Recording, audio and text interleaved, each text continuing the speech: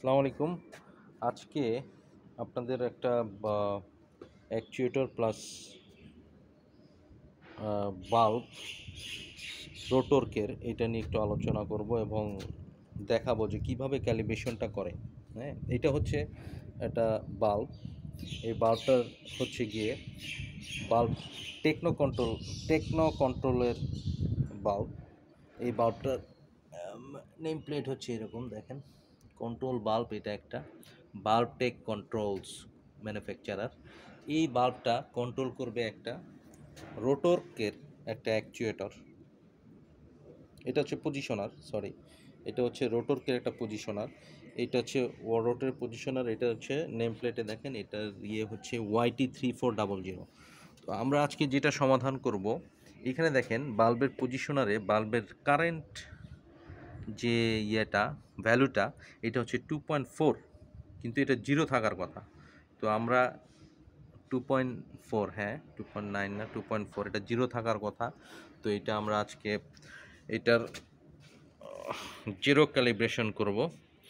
তো ফার্স্টে আমাদের এটা হচ্ছে ক্যালিব্রেশনের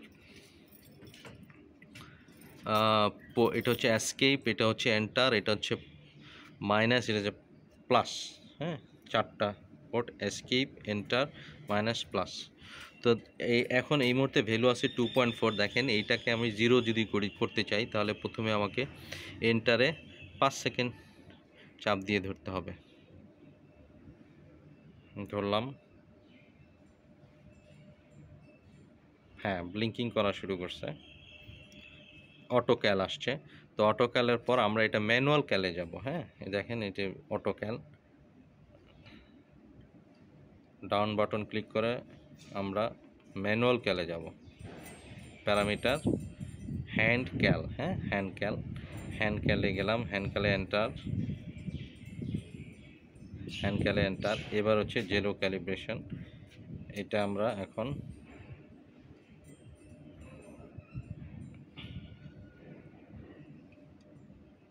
জিরো ক্যালিব্রেশনের জন্য আমরা এখানে এন্টার চাপবো।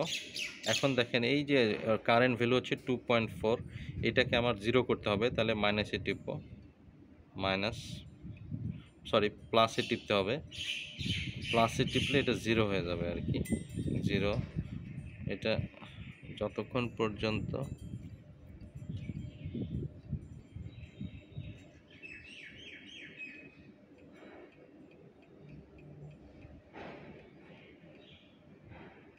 Plus plus plus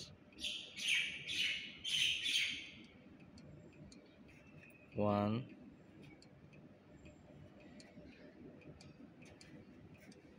0। ওকে, জিরো হয়ে গেছে। এখন তাহলে আমরা এন্টার, ওকে ডান। তো আমরা এন্টার মানে সেভ করে দিলাম। হ্যাঁ, এরপরে আমরা এক্সিড হয়ে যাব। তো এক্সকেপে চাপ দেবো, এক্সিড হওয়ার জন্য এস্কেপে চাপ দেবো। এস্কেপে চাপ দিয়ে এস্কেপে চাপ দিলে ব্যাকে হচ্ছে। হ্যাঁ, এখন দেখেন আগে ছিল 1.4, এটা এখন 0.2 হয়ে গেছে। মানে এটা মোটামুটি 0.2, অত তো মানে 0.2 এরকম। আগে ছিল 1.4, তো এটা তাহলে ক্যালিব্রেশন হয়ে গেল।